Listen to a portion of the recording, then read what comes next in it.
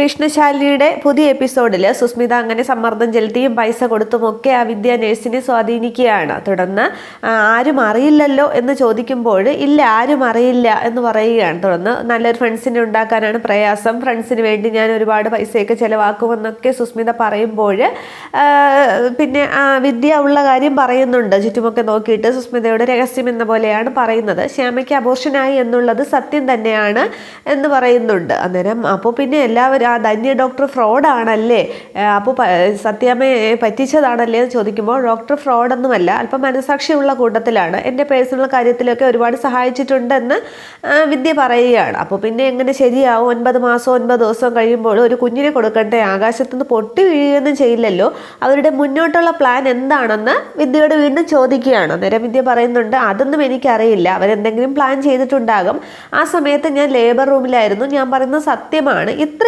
എനിക്കറിയുള്ളൂ എന്നിങ്ങനെ സുസ്മിതയോട് വിദ്യ തനിക്കറിയാവുന്ന കാര്യങ്ങൾ പറയുകയാണ്. അന്നേരം ശാലിനിയുടെ കാര്യം വിദ്യയ്ക്ക് അറിയില്ല എന്ന് തോന്നുന്നു, അത് അവർ മാത്രമല്ലേ അറിയത്തുള്ളൂ, വിദ്യയ്ക്കും അറിയില്ല. തുടർന്ന് ഹോസ്പിറ്റൽ റെക്കോർഡ്സിൽ ശ്യാമയുടെ അബോർഷനായ ഒറിജിനൽ ഡീറ്റെയിൽസ് കാണില്ലേ എന്ന് ചോദിക്കുകയാണ്. അന്നേരം കാണുമെന്ന് പറയുമ്പോൾ അതുകൂടി എനിക്കൊന്ന് സംഘടിപ്പിച്ച് തരണം, ഈ സുഹൃബന്ധം നമുക്ക് എന്ന് നിലനിർത്തണം, വിദ്യയുടെ മൊബൈൽ നമ്പർ എനിക്ക് തരണേ എന്നൊക്കെ പറയുകയാണ്. അന്നേരം ഒരു 5 മിനിറ്റ് വെയിറ്റ് ചെയ്യാനായിട്ട് വിദ്യ പറയുമ്പോൾ 5 മിനിറ്റ് അല്ല 50 മിനിറ്റ് വേണമെങ്കിലും ഞാൻ വെയിറ്റ് ചെയ്യാം, പോയി എടുത്തുകൊണ്ട് വരാൻ പറയുകയാണ്. തുടർന്ന് വിദ്യ അതെടുക്കാനായിട്ട് അകത്തേക്ക് പോകുന്നുണ്ട്. സുസ്മിത വെയിറ്റ് ചെയ്ത് വെളിയിൽ നിൽക്കുകയാണ്.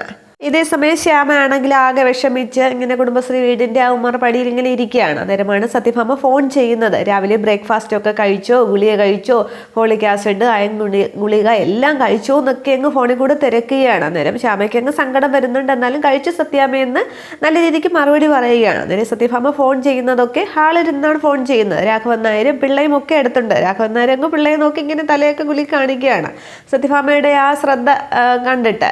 തുടർന്ന് സമയം പൊന്നി വന്ന് കട്ടൻ കാപ്പിയൊക്കെ രാഘവൻ നായർക്ക് കൊണ്ടുവന്ന് കൊടുക്കുന്നുണ്ട്. ശേഷം എല്ലാം മറുപടി പറഞ്ഞ ശേഷം സത്യാമ്മ പറയുന്നുണ്ട് അയൻഗുളിക കഴിക്കുമ്പോൾ ചിലപ്പോൾ ഛർദ്ദിക്കാനൊക്കെ വരും, മുടക്കരുത് എന്നൊക്കെ സന്തോഷത്തോടു കൂടിയാണ് സംസാരിക്കുന്നത്. അന്നേരം ശ്യാമ വിഷമിച്ചാണ് ഇരിക്കുന്നത്. അന്ന് ഫോൺ വെച്ച് ശ്യാമ അങ്ങ് വിഷമിച്ച് അകത്തേക്ക് കയറി പോവുകയാണ്. തുടർന്ന് ശ്യാമയുടെ വിഷമം കണ്ടിട്ട് എന്താ മോളെ എന്നിങ്ങനെ ശാരദാമ്മ തിരക്കുമ്പോൾ സത്യാമ്മയുടെ സുഖവര അന്വേഷണവും സ്നേഹാന്വേഷണവും ഒക്കെ എനിക്ക് അങ്ങോട്ട് സഹിക്കാനായിട്ട് കഴിയുന്നില്ല, മനസാക്ഷിക്ക് നിരക്കാത്ത കാര്യങ്ങളല്ലേ ചെയ്തുകൊണ്ടിരിക്കുന്നത്, ഇതൊക്കെ എങ്ങനെ മുന്നോട്ട് കൊണ്ടുപോകും എന്നൊക്കെ ചോദിക്കുമ്പോഴും നീ അല്ലേ പറഞ്ഞത് എന്ത് വില കൊടുത്ത് നിന്റെ കുഞ്ഞാഴ്ചയുടെ കുഞ്ഞിനെ നിനക്ക് വേണമെന്ന്, പിന്നെ ഇതൊക്കെ നമുക്ക് സഹിച്ചേ മതിയാവും, നമുക്കൊരു ലക്ഷ്യസ്ഥാനമുണ്ട്, അവിടേക്ക് എത്തുമ്പോൾ ഈ അനുഭവിച്ച ക്ലേശങ്ങളൊക്കെ ഓർക്കുമ്പോൾ അത് നല്ലതിനായിരുന്നു എന്ന് നമുക്ക് ഓർക്കാം എന്നൊക്കെ പറഞ്ഞ് ശ്യാമ സമാധാനിപ്പിക്കുന്നുണ്ട്. നിന്റെ കുഞ്ഞേച്ചിയുടെ കാര്യം നീ ആലോചിച്ചിട്ടുണ്ടോ? താൻ ഗർഭിണിയാണെന്ന് ഒരു പെൺകുട്ടി ആദ്യം പറയേണ്ടത് ഭർത്താവിനോടാണ്, അത് അവൾക്ക് പറയാനായിട്ട് സാധിക്കുന്നുണ്ടോ? ഇനി ഒരിക്കലും പറയാൻ പറ്റില്ല എന്നുള്ള വിഷമം അടക്കി പിടിച്ചവൾ നിൽക്കുകയല്ലേ.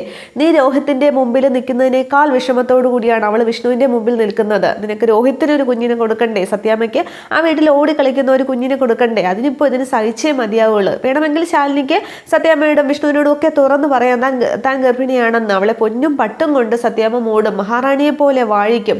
അപ്പോൾ അനിയത്തിക്ക് ഗർഭം അലസിയാൽ എന്താ, അമ്മയ്ക്ക് എന്തെങ്കിലും സംഭവിച്ചാൽ അവൾക്ക് എന്താ, പക്ഷെ അവൾ അങ്ങനെ ചിന്തിക്കുന്നുണ്ടോ? ഇല്ലല്ലോ എന്നൊക്കെ പറഞ്ഞ് ശാലിനിയെ കുറിച്ചൊക്കെ അങ്ങ് സംസാരിക്കുമ്പോൾ ശ്യാമ നിന്നങ്ങ് കരയുകയാണ്. തുടർന്ന് പറയുന്നുണ്ട് ഗോപാലേട്ടനെ എന്നെ ഇറക്കി വിടുമ്പോൾ 3 പെൺമക്കൾ ഒപ്പം ഉണ്ടായിരുന്നു, 3 കുഞ്ഞുങ്ങളെയും ചിറകിനടിയിൽ ഒളിപ്പിച്ചാണ് ഞാൻ നിന്നത്. നിന്നെയാണെങ്കിൽ നീ കുഞ്ഞായിരുന്നു, നിന്നെ ഞാൻ ഒക്കത്തെടുത്തിരുന്നു.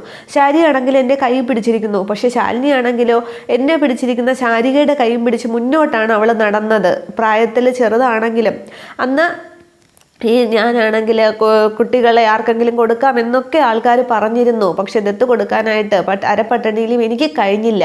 ഇനി 19 വർഷത്തെ കണക്ക് ഞാൻ എന്തായാലും പറയില്ല. ചേർത്ത് പിടിക്കുന്നതിനേക്കാൾ വലിയ ത്യാഗമാണ് താൻ പ്രസവിക്കുന്ന കുഞ്ഞിനെ മറ്റൊരാൾക്ക് കൊടുക്കുന്നത്. പ്രായം കൊണ്ട് ചെറുതാണെങ്കിലും ശാലിനിയേക്കാൾ വലുതാകാനായിട്ട് ഉയരങ്ങളിലെത്താൻ എനിക്ക് കഴിയുന്നില്ലല്ലോ എന്നാണ് എൻ്റെ ഇപ്പോൾ ചിന്ത. അവൾ പിന്നെ വലിയ കാര്യമാണ് ചെയ്യുന്നത് എന്നൊക്കെ പറയുമ്പോൾ അമ്മയെന്നും പറഞ്ഞ് ശ്യാമയങ്ങ് ശാരദാമ്മയെ കെട്ടിപ്പിടിച്ചങ്ങ് കരയുകയാണ്. നേരെ സമാധാനിക്കുമുള്ള എല്ലാത്തിനും പരിഹാരമുണ്ടാകുമെന്നും പറഞ്ഞ് ശാരദാമ്മ ശ്യാമയെ ആശ്വസിപ്പിക്കുകയാണ്.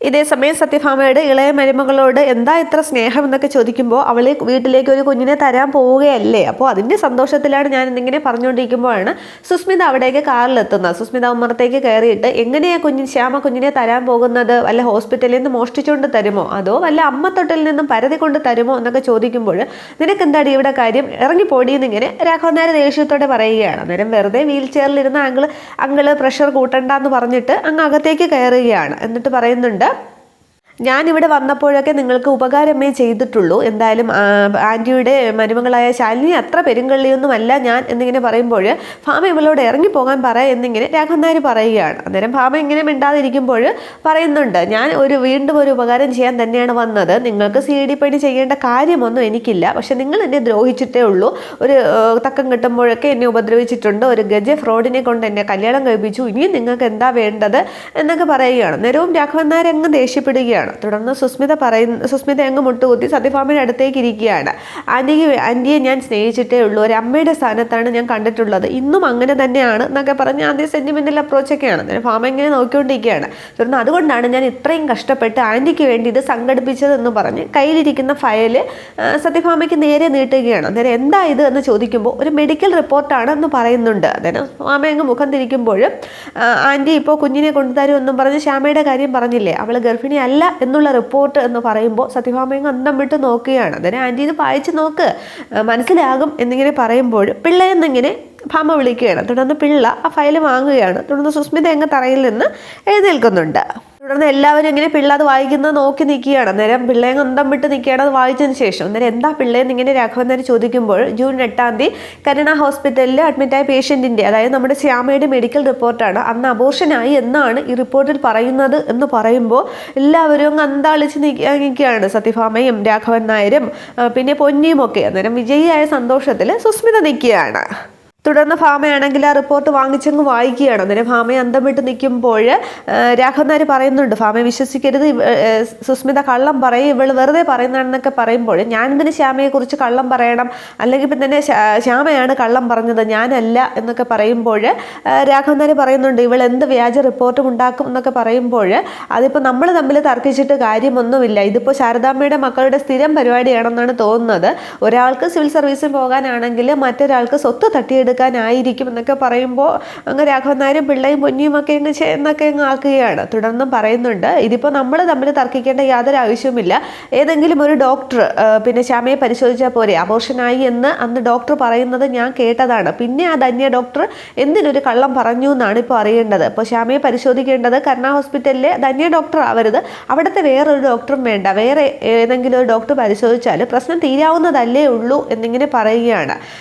തുടർന്ന് ശാലിനി വന്ന് അതേപോലെ കള്ളമല്ലേ പറഞ്ഞത്, ഞാനിവിടെ വന്ന് ഈ കള്ളം പറയേണ്ട യാതൊരു ആവശ്യവുമില്ല, അന്ന് ശാലിനി തന്നെ അങ്ങ് സമ്മതിച്ചില്ലേ ഗർഭിണി അല്ല എന്നുള്ളതെന്നൊക്കെ പറയുമ്പോൾ ഭാമ അതൊക്കെ അങ്ങ് വിശ്വസിക്കുകയാണ്. തുടർന്ന് സത്യഭാമ ആരെയും ഫോൺ ചെയ്യാനായിട്ട് എടുക്കുമ്പോൾ എന്താ ഭാമ നീ ശ്യാമയെ അവിശ്വസിക്കുകയാണോ എന്ന് രാഘവൻ നായർ ചോദിക്കുകയാണ്. അന്നേരം അവളുടെ ചേച്ചി പിന്നെ ശാലിനിയാണ്, ചേച്ചിയാണ് എന്നെ ഏറ്റവും കൂടുതൽ ചതിച്ചത്, ആ ചേച്ചിയുടെ രക്തം തന്നെയാണോ അവളുടെ സിരകളിൽ കൂടി ഓടുന്നതെന്ന് എനിക്ക് അറിയണം എന്ന് പറഞ്ഞ് ദേഷ്യത്തോടു കൂടി സത്യഭാമ ആരെയോ ഫോൺ ചെയ്യുകയാണ്. അന്നേരം ഇതൊക്കെ കണ്ട് സന്തോഷിച്ചങ്ങ് സുസ്മിത നിൽക്കുകയാണ്. രാഘവൻ നായരൊക്കെ ആകെ വെപ്രാളത്തിൽ നിൽക്കുകയാണ്. രാഘവൻ നായർക്ക് ആർക്കും കാര്യം അറിയില്ല. അതുകൊണ്ട് തുടർന്ന് സത്യഭാമ ആരെയാണ് ഫോൺ ചെയ്യുന്നതും കാണിക്കുന്നില്ല. അത്രയും ആകുമ്പോൾ എപ്പിസോഡ് അവസാനിക്കുകയാണ്. ഇനി എന്താകും എന്നുള്ളത് ഒക്കെ, ഏത് ഡോക്ടറാണ് വരുന്നത് എന്നുള്ളതൊക്കെ അടുത്ത എപ്പിസോഡ്. Okay, thank you.